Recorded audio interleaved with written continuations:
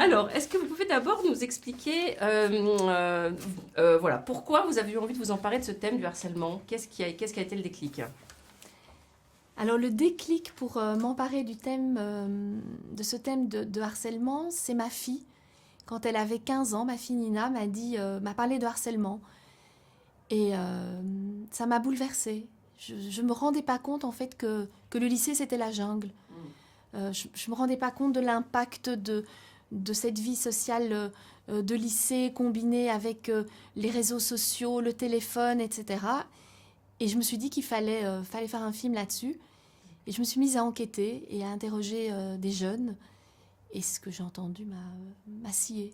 Donc Ouais, je me suis dit, vraiment, il faut y aller.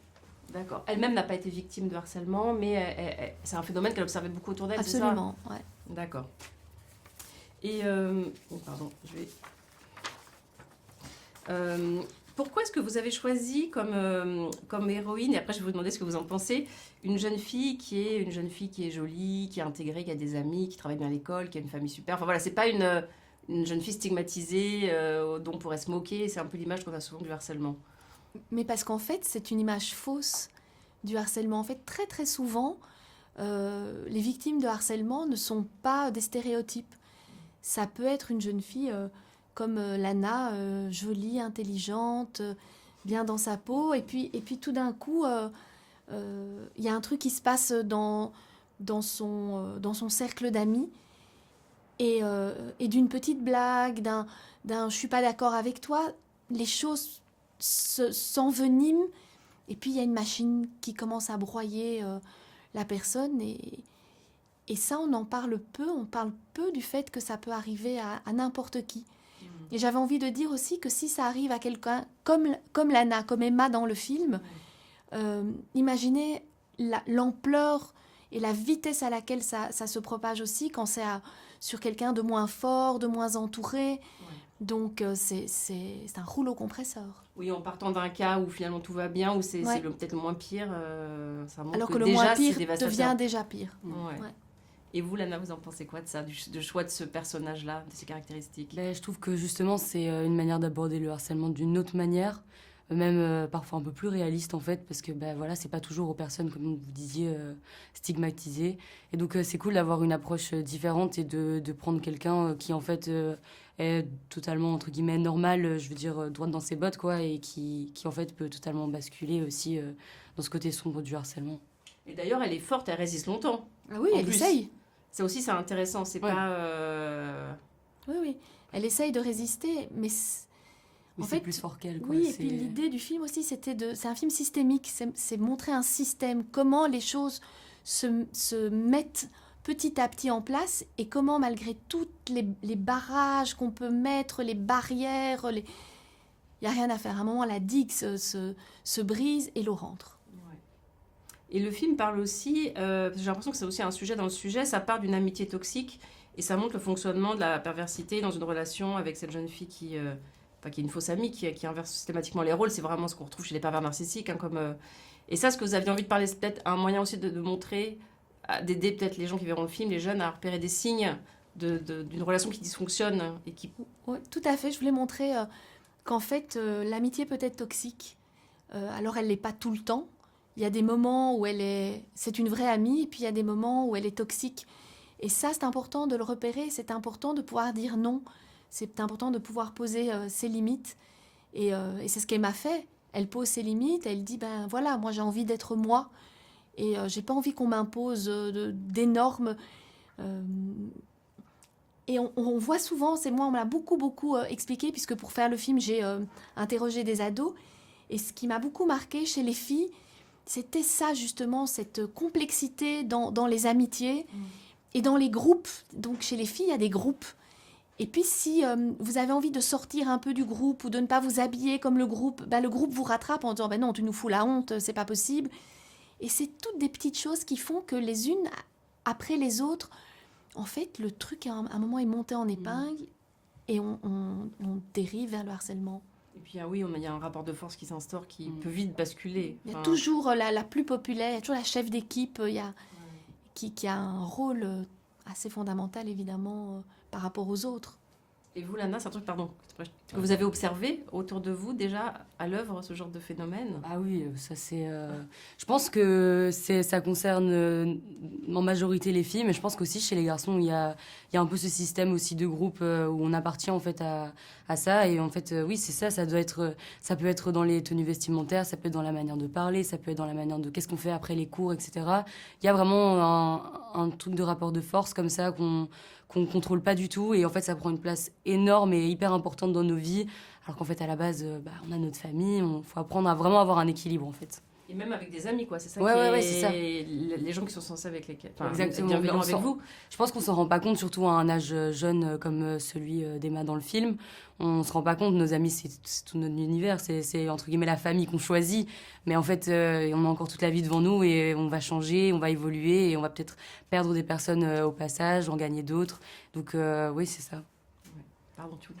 Non, et moi je voulais savoir, est-ce que la question s'était posée sur l'âge dans lequel, enfin la période de la vie dans laquelle elle situe l'intrigue, parce qu'en vrai le harcèlement c'est quelque chose qui peut aller du CP jusqu'à la terminale.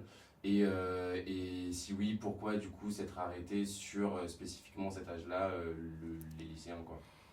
Est-ce que pour le regard caméra, c'est mieux si vous regardez Ah. quand même Navré. Alors pour l'âge, je voulais absolument que ce soit une jeune fille qui ait des relations sexuelles. Et donc, je me suis dit, je vais pas prendre le risque qu'on me dise, elle est trop jeune pour avoir des relations sexuelles, elle n'est pas ceci, elle n'est pas cela. Donc, 16 ans. 16 ans, c'est une majorité sexuelle à peu près partout. C'est un âge où les relations commencent.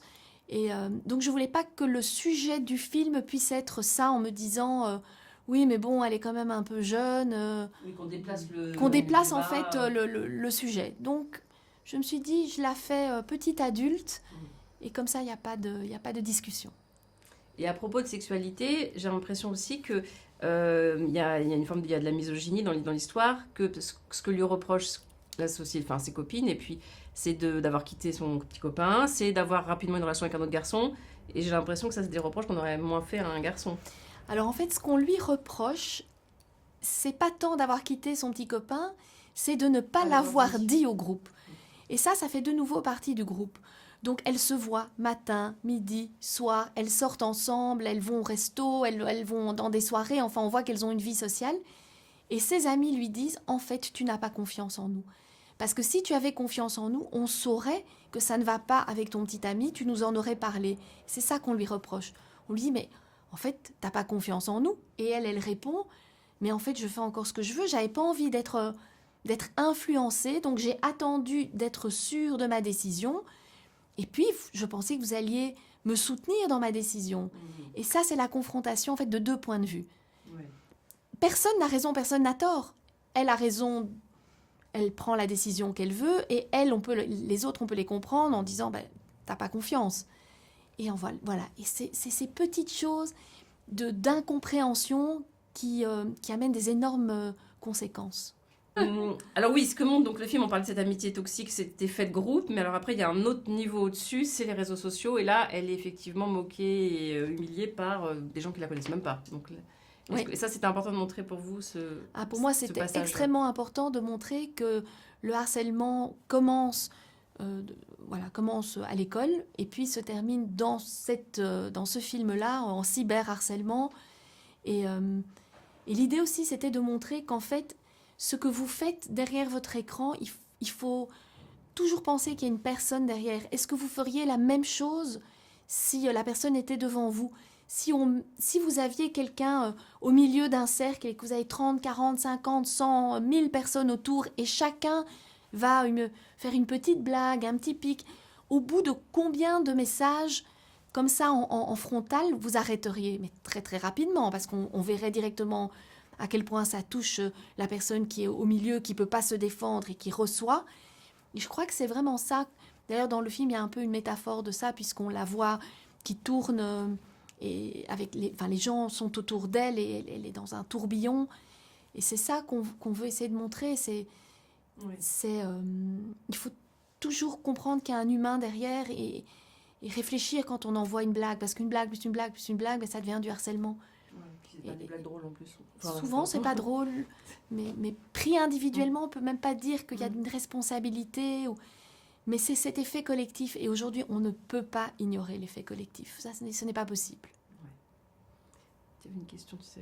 Oui, et aussi sur la question du point de vue, du coup, il y a un choix qui a été fait qui était de dédoubler du coup le personnage principal pour qu'elle puisse se voir depuis l'extérieur.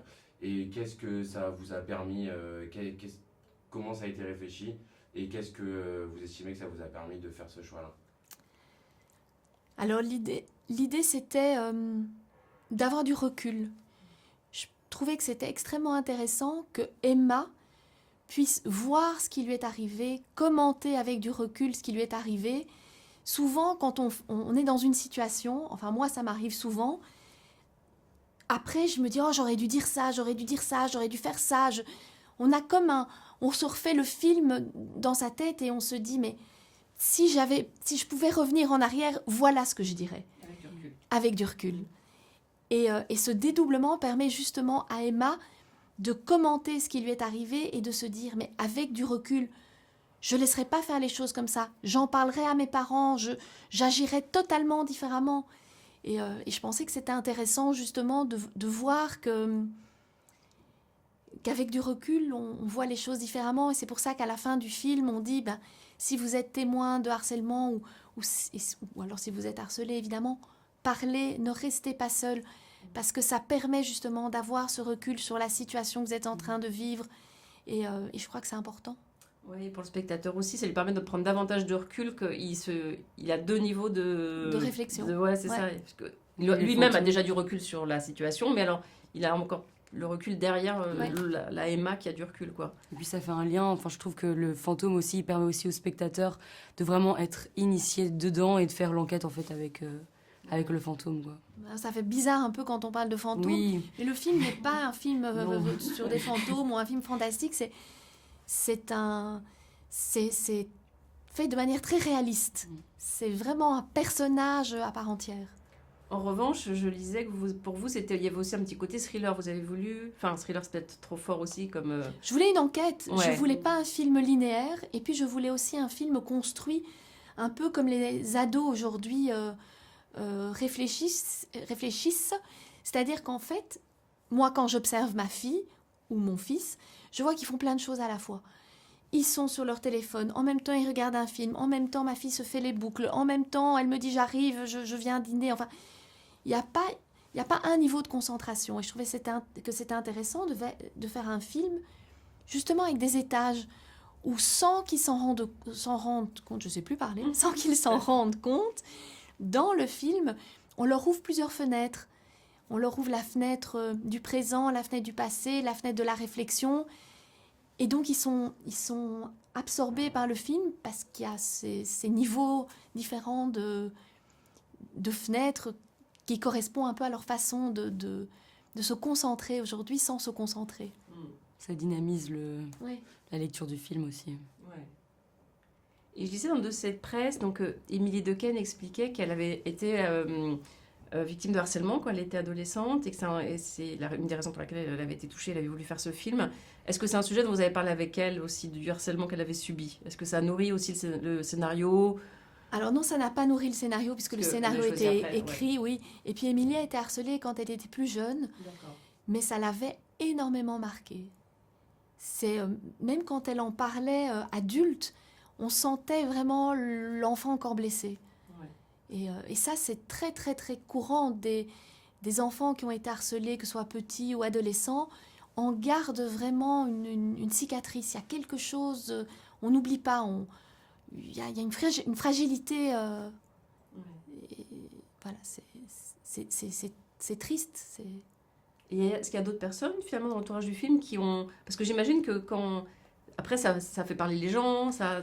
Alors oui, c'était fou parce que pendant le tournage, j'ai eu plein de témoignages de membres de l'équipe qui sont venus me dire « Ah, moi, j'ai été harcelée. » Un membre de l'équipe a même fait une tentative de suicide, a été dans le coma. Enfin, vraiment, ça a été très, très loin. Et on se rend compte, en fait, finalement, sur une équipe d'une cinquantaine de personnes que c'est arrivé à au moins 10 ou 15 personnes. Donc il y a quand même... C'est très, très, très répandu. Et alors là, c'est une question pour chacune de vous deux. Est-ce qu'il y a des scènes que vous appréhendiez, donc, à mettre en scène et à jouer? Et est-ce que c'est les mêmes? Alors, Je sais alors le film est très technique. D'abord, j'avais très très peu de jours de tournage. J'en avais que 23, donc c'est très compliqué de faire un film comme ça avec 23 jours de tournage parce qu'il y a beaucoup d'effets spéciaux. Et donc j'appréhendais un peu tout ça en me disant, ok, comment est-ce qu'on va gérer toute cette mécanique d'effets spéciaux, de jeux, de scènes qui sont parfois, même souvent, extrêmement difficiles à jouer. Donc c'est beaucoup de choses. J'appréhendais beaucoup de choses. Ouais. Et donc la préparation a été extrêmement longue. On a travaillé 3 mois ensemble, avec la NAM, avec les autres comédiennes aussi, pour être au point. Et pour que le jeu, en tout cas, ne soit pas un problème au moment où on tourne, que ce soit vraiment plutôt voilà, les problèmes techniques, comment mettre tout le scénario dans 23 jours de tournage. D'accord. Eh bien, pour moi, vu que c'était un premier tournage, en fait, tout le tournage, je l'appréhendais. Mais du coup, comme Solange a expliqué, on a vraiment travaillé dans les moindres détails du scénario. Et même pour les scènes intimes, les scènes un peu plus... je vais dire, voilà, il faut se lancer, quoi. On avait tout travaillé en amont, donc j'étais vraiment prête sur le tournage. Et suite à la rencontre aussi de l'équipe technique, qui était vraiment ultra bienveillante avec moi, en fait, tout s'est super bien passé. Il n'y a pas vraiment de bête noire ou de... Il n'y a pas de scène où... Non, Si, celle-là où- à part les scènes intimes, mais Ouais. encore voilà, on a préparé ça bien en amont et avec aussi, on a fait appel à une coach d'intimité. Je pense que c'est nécessaire même pour C'est ce genre. d'ailleurs, maintenant, non? Je pense que oui, c'est obligatoire maintenant. En tout cas, il n'y avait pas de doute Oui. sur le fait Voilà. qu'il fallait une coach d'intimité. Voilà. Voilà. En plus, c'était son premier film, Oui. donc je voulais vraiment qu'elle soit le plus à l'aise possible, qu'elle sache exactement ce qu'elle faisait, qu'elle ait donné son consentement à absolument tout ce qui était filmé. Pour moi, c'était extrêmement important. Encore plus sur un film sur le harcèlement. Encore plus sur un film sur Oui. le harcèlement, un film avec une jeune femme, des jeunes. Donc voilà, c'est essentiel.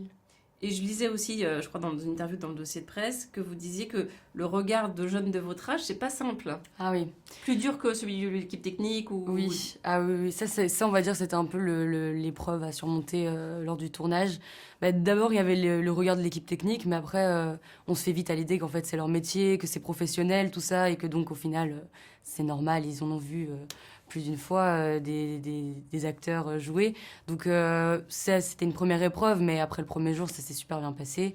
Puis après en fait être à la rencontre d'autres jeunes, en fait, on se rend compte que c'est tout aussi dur et je pense que le film aussi en parle. C'est la réflexion derrière un jeune. On ne sait pas vraiment, vu que j'étais proche aussi de la plupart de leur âge, c'était un regard en plus qui me mettait souvent la pression. Mais On fait des figurants là pour. oui, c'est ça, c'est les figurants plus. c'est les figurants des jeunes dans l'école, voilà, C'est les c'est figurants. ça. Il y avait beaucoup de figurants Ouais, donc, voilà. qui ne font pas partie vraiment du cercle C'est ça. proche. Et donc c'était ça a été aussi une épreuve pour moi de jouer devant un public en fait. C'était vraiment ça, c'était jouer devant un public. Et en revanche, les relations avec les comédiens du même âge, ça, c'est quelque chose qui doit aider. Bah oui, c'est sûr. Parce que vous du étiez coup, tous à peu près depuis débutants, oui, j'imagine. voilà. Il y en a qui ont quand même déjà participé à plus d'un film. Je pense à Lily Dupont, par exemple. Et puis Lisa aussi, elle est comédienne. Enfin, voilà, ils avaient un peu plus l'habitude, je pense, du milieu que moi. Mais lors du travail en amont du tournage, on a vraiment appris à se rencontrer et à créer justement une vraie complicité pour être le plus naturel, en fait, au final, à l'écran. Donc ça, il n'y avait pas de souci. Et donc, il y a une question aussi, je voulais, sur les parents, le rôle des parents. Parce que donc là, on a des parents un peu idéaux. Et voilà. Et pareil, c'est ce que vous voulez. Malgré tout, ils ne voient pas. Oui, parce que, en fait, si le jeune a décidé que vous n'alliez pas voir, vous ne verrez pas. Et c'est pour ça aussi le parler. Le parler à la fin du film, c'est parler à vos parents, parler à un psy, parler à un prof, parler à vos amis, mais parler. Et là, dans le film, on le voit très bien. Ils essayent, ils voient qu'il y a quelque chose qui ne va pas, ils posent la question à leur fille, ils sont bienveillants, ils se prennent des des fins de non-recevoir en disant non, non, je ne vais pas te parler. Et c'est ça, en fait, si votre enfant ne veut pas vous parler, il ne vous parlera pas. Et ça, c'est flippant. Et pourquoi elle ne veut pas parler? Parce que les jeunes ne veulent pas inquiéter leurs parents. D'accord. Alors là, j'ai interrogé mais beaucoup d'enfants et c'est ce qui me revient systématiquement. C'est on ne veut pas inquiéter, on ne veut pas qu'ils empirent non plus C'est ça aussi, les ouais. choses. On ne veut pas qu'ils aillent voir la direction. Enfin, on peut, en fait, l'adolescence, c'est un âge aussi où on doit se construire et on se dit qu'on est capable de tout gérer et qu'on n'a plus besoin de nos parents. Et donc, on ne va pas inquiéter nos parents parce qu'on est quand même un peu des adultes. Et c'est ce paradoxe-là qu'il faut briser en disant non, vous n'êtes pas des adultes. Et puis même si vous étiez des adultes, vous pourriez avoir besoin de vos parents. C'est pas grave. C'est pas grave de tendre la main et de dire j'ai besoin d'aide. Ouais.